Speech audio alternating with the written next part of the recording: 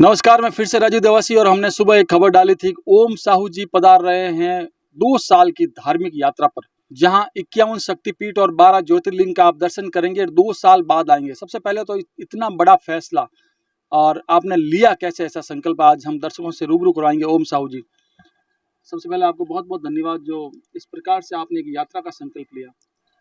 क्योंकि उम्र कम बची है, उसमें जितना हो सके उतना कर लो। बाद में कुछ जिंदगी में जैसे बुढ़ापा आ गया, हाथ पांव चलने बंद हो जाएंगे, दर्शन तो बहुत दूर की बात है, खाना खाना भी मुश्किल हो जाएगा। पर ओम साहब, इस प्रकार से मोटरसाइकिल लेकर के संकल्प? मोटरसाइकिल से सभी यात्राएं हो जाएगी, कंकड़ कंकड़ पत्थर पत्थर के दर्शन हो जाएंगे। और अपन कोई गाड़ी हम दूसरी में जावे तो ये 2-4 जगह घूमे और फिर परेशान होकर फिर वापस आ जाते हैं। इसलिए मैं मेरा आराम से मस्ती से साल 1.5 साल 2 साल 3 साल जो भी लगेंगे उसमें यात्रा कर लूँगा पूरी। ओम साहब का कहना है कि यात्रा जारी रखूंगा, आज जाऊंगा। आज यहाँ से भावी से निकल रहे हैं हम लोग। टाउंडा हनुमान जी के बाहर यहाँ पर खड़े हैं। हमारे साथ ग्रामीण भावी के राजू जी है, पीछे बाबू जी बैठे हुए हैं। ओम साहब, एक ब्रीफ में आपकी थोड़ी सी हिस्ट्री जानना चाहते हैं। कितनी पढ़ाई लिखाई आपने? 8वीं तक पढ़ाई की और फिर दुकानें भी की थी। इसके बाद में फिल्म लाइन में घुस गया, 4-5 मूवी बनाई। बिल्कुल आपने बनाई। मौसर तो बहुत ही अच्छी हिट हुई। गई और साधु बनने का वियोग था, मगर अभी यात्रा पे निकला हूँ, देखता हूँ भविष्य में क्या होता है। कुछ जागृत हो चुका है अंदर, वैराग्य? वैराग्य पूरा, दूसरा कुछ नहीं। क्योंकि आजकल अपन देखते हैं, मैंने तो बहुत पैसों वालों को भी देखा है, मतलब तन को सुख नहीं है तो फिर कुछ नहीं दुनिया में। और मैं ये सब भारत दर्शन मतलब देखने के लिए जा रहा हूँ, दुनिया देखने निकला हूँ। भारत से बाहर भी जाना पड़ जाएगा? कोशिश तो है। पाकिस्तान में बुरा हिंगलाज वहाँ है, वीजा मिल जाएगा तो आप सबकी लोगों की दुआ होगी तो वहाँ पे भी जरूर जाऊंगा। बिल्कुल, वहाँ की भी आप तैयारी करेंगे? हाँ। और अभी एक बीच में इनाम मिला था राज्य सरकार से आपको एक? वो तो मिल गए बहुत सारे, वो अब कुछ नहीं है इस यात्रा के सामने। वो पिछली जिंदगी कुछ है ही नहीं मेरे, सब खत्म है, ये है सब कुछ अब। ओम साहू की एक ऐसी पहचान है कि इनके पास में अगर एक व्यक्ति बैठे, चाहे 100 चाहे 1000, सभी को अपनी बातों से इम्प्रेस कर देते हैं। और इनके पास इस प्रकार के जुमले, इस प्रकार की ज्ञानवर्धक बातें, इस प्रकार की कहानियाँ, किस्से, भजन सम्राट भी है। और जब भजनों में गाते हैं तो बीच में कई प्रकार के चुटकुले भी आप जो बताते हैं। लेकिन इस समय जो मैं सच बताऊं, 2 साल का, जैसे इन्होंने कहा कि 2-3 साल लग सकते हैं और मैं बाहर जा रहा हूं, तो एक बार तो मैंने तो इनको टोका था। मैंने कहा भगवान से माफ़ी मांग लीजिए या फिर 2-3 चरणों में अपनी यात्रा कर लीजिए। लेकिन टस से मस नहीं हुए ओम साहू, क्योंकि मैंने इनको देखा है बिलाड़ा थाने के बाहर भूख हड़ताल करते हुए, कभी बिलाड़ा बंद करवाते हुए। काफ़ी किस्से हैं इनके। और ईश्वर से प्रार्थना करते हैं कि आप जाएं और अपनी धार्मिक यात्रा पूरी करें। और एक बार और जानना चाहते हैं कि ये प्रादुर्भाव हुआ कैसे कि मैं जाऊंगा? लगभग 4-5 महीने से मैं बोला ना आपको, वैराग जाग गया, साधु बनना है, क्या बनना है। फिर नवरात्रा किया, नवरात्रा मुझसे ऐसा वियोग आया कि मुझे ऐसी यात्रा करनी चाहिए। तो नवरात्रा में मैंने तैयारी कर ली थी, मगर बोला किसी को नहीं, अचानक से फिर बाद में तैयारी करके रवाना हो गया। घर वालों ने और आस पड़ोस ने, दोस्तों ने क्या बोला फिर? हाँ, एक बार जरूर बोलते हैं यार जाऊं दो, कैंसिल करो, मगर आपका संकल्प देखते हुए, जिद देखते हुए फिर लोग कहते होंगे फिर जाओ। जिद तो मैं सुनता तो मेरी खुद का भी नहीं हूं ना, इसलिए मना का तो सवाल ही नहीं उठता फिर बाद में। साधु का आप बार बार कह रहे हैं, साधु बनेंगे तो घर गृहस्थी वाले साधु बनेंगे? वैसे शंकराचार्य से पहले तो घर गृहस्थी साधु होते, जितने भी होते थे ऋषि महात्मा ही होते थे, अपन शास्त्र उठा लेते हैं। शंकराचार्य के बाद में साधु बनने की जो परंपरा हुई है। और मैं तो अभी भारत में कितने साधुओं के, एक साधु बनने से अच्छा है कि कितने साधु संतों का दर्शन हो जाए मेरे, तो ये सबसे बड़ी बात होगी। और फिर बाद में जाने में निसंकोच मैं जा सकता हूँ, क्योंकि मुझे फिक्र कोई बात का है नहीं, कि जो भगवान अपने को पैदा करता है, कि नारी को तूने थन दिया, थन में दूध आया कहाँ से। जैसे हम लोग माँ के गर्भ से आते हैं तो माँ के गर्भ में दूध भी आ जाता है थन में।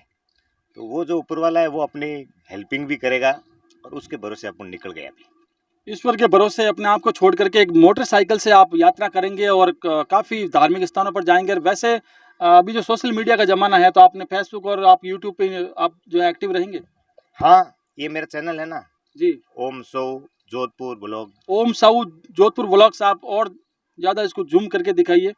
यहाँ से मालूम चलेगा कि भाई साहब कहाँ पहुँचे हैं, यात्रा कहाँ पर पहुँची है, किस प्रकार से यात्रा कर रहे हैं, किन किन लोगों से मिल रहे हैं। वहाँ के दृष्टांत लोगों से मिलेंगे आप? जो मुझे लगेगा अच्छा उन सब से मिल लूंगा मैं। आप यहाँ भी इंटरव्यूज लेते थे, वहाँ भी लेंगे रास्ते में? जरूर। और धार्मिक स्थलों का आप जो है चित्रण भी बताएंगे, लोगों को व्याख्या भी करेंगे और दर्शन भी करवाएंगे। हाँ, पूरा समय दूंगा। ऐसे नहीं कि आयान के एक अपन जैसे यात्रा में जाते हैं कोई दूसरी बसों में वगैरह, आए राम गए राम, चलो चाम पता ही नहीं चलता। मैं तो जाऊंगा वहां पे 2-2 3-3 दिन रुक के पूरा निष्कर्ष निकाल के जो शूट भी भी बात। करेंगे वीडियो। हाँ, तो लोगों के लिए, धर्म प्रेमियों के लिए आप एक काम और कर रहे हैं कि वो दर्शन जो आप करेंगे वो आपको भी दिखाएंगे। तो ये एक यूनिक चीज यहाँ से बातचीत से हमारी निकली है। और आपने परहेज नहीं किया है।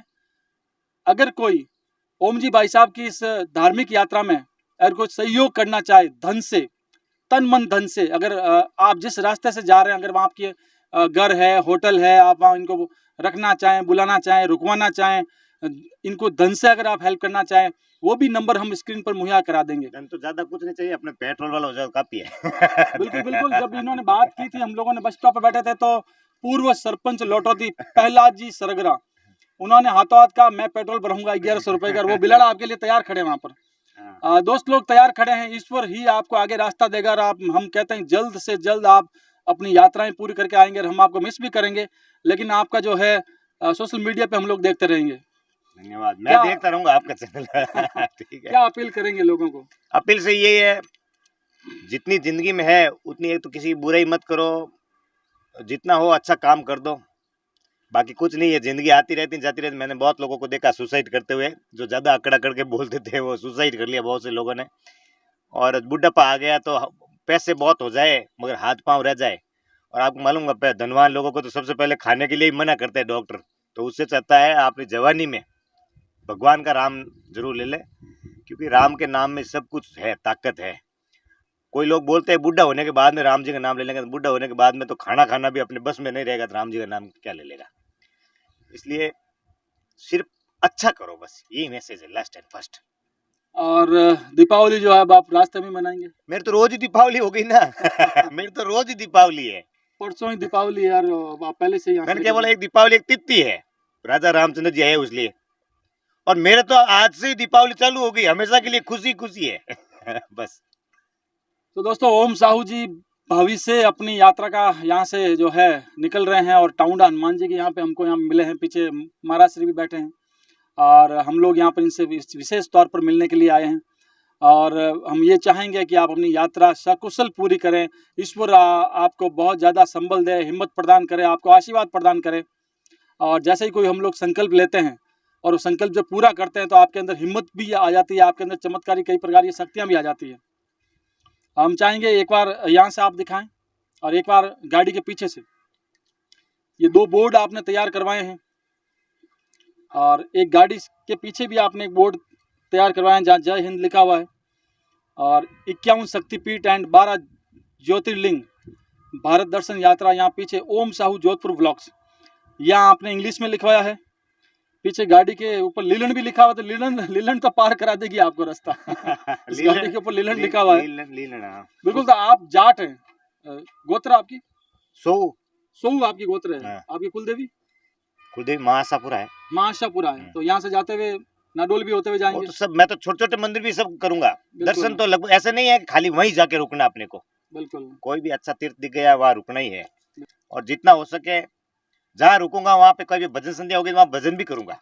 बहुत अच्छी बात है। अपने गाय गड़बड़ी है ही नहीं, जिंदगी बहुत बड़ी है, उसमें आनंद लेना है बस। कहीं ऐसा नहीं आप वहाँ से दीक्षित होकर ही आएंगे एक नए रूप में? हमारे लिए कुछ ऐसा तो नहीं प्लान है? दीक्षित के लिए गुरु लगता है, और समय लगता है, विचार लगता है। आजकल लोगों की भावनाएं साधु संतों में थोड़ा कम है, क्योंकि कोई साधु को देख ले तो लोग चमक जाते हैं कि कहीं पैसे मांग लेगा मेरे से। इसलिए यही दीक्षा है अपनी, कपड़ा पहनना कोई दीक्षा नहीं होता है। तो विशेष तौर से अभी कहाँ से कौन सा रूट ले रहे हैं? अभी यहाँ से पाली होके, सिरोही होके, माउंट आबू होके ले अंबाजी, सोमनाथ, पहला हमारा ज्योतिर्लिंग के दर्शन हो जाएंगे गुजरात के होकर के महाराष्ट्र के, आंध्रा के, तमिल, कर्नाटका, तमिलनाडु, मद्रास होकर के, फिर बाद में उड़ीसा, उधर उस बाजू से होकर के नेपाल से होकर के वापस गुवाहाटी होकर के, कामाख्या माँ के होके ऊपर से होकर के भारत के वापस उत्तर प्रदेश से ये वाराणसी वगैरह ये करके यात्रा है पूरी। उज्जैन वाला महाकाल करके लास्ट शक्तिपीठ अपना पुष्कर का हो जाएगा। पहले भी इस रूट से कभी आप गए? नहीं गया नहीं पहली हूँ। बार गए? रूट मैंने पूरा बनाया, पूरा तैयार किया। पूरा नक्शा आपने जो है और लोगों से पूछ करके जो हाँ। इस बारे में इसके जानकारी बाद में हिंगलाज माँ बच जाएगी मेरे को पाकिस्तान की, और 4 पीठ है जो बांग्लादेश में वो बच जाएंगे। वो वापस आके फिर मैं वीजा अप्लाई करके फिर बाद में जाऊंगा। अच्छा, एक बार आप वापस आएंगे, यानी कि अगर कह सकते हैं कि अगर वीजा नहीं मिला तो 2 चरणों में आपकी यात्रा होगी। होगी। एक बार यहाँ आएंगे वापस ये करके और फिर उसके बाद आप वापस जाएंगे। तो पहले तो इसके लिए आपको अग्रिम बधाई हो और ईश्वर से प्रार्थना करते हैं कि आपकी यात्रा सकुशल हो, संपन्नता पूर्वक ये यात्रा हो, सकुशल आपकी यात्रा हो। बिल्कुल, तो मिलेंगे वापस और राजू हम जी, आपके साथ खड़े हैं। दोस्तों ये आरडी न्यूज भारत राजू जी भाई साहब का जरूर आप लोग देखते रहे हमेशा, बिल्कुल क्योंकि ये हमेशा हर चीज की आवाज उठाते हैं और मिलते हैं। जय माता दी। बिल्कुल बिल्कुल, जय माता जी। मेरे को इतनी खुशी है आप समझ ही नहीं सकते। और कुछ न कुछ आपके अंदर आध्यात्मिक परिवर्तन हुआ है, ये मैं देख सकता हूँ। कोई न कोई आध्यात्मिक परिवर्तन आपके अंदर हुआ है जो आपको खींच करके बुला रहा है आगे। धन्यवाद।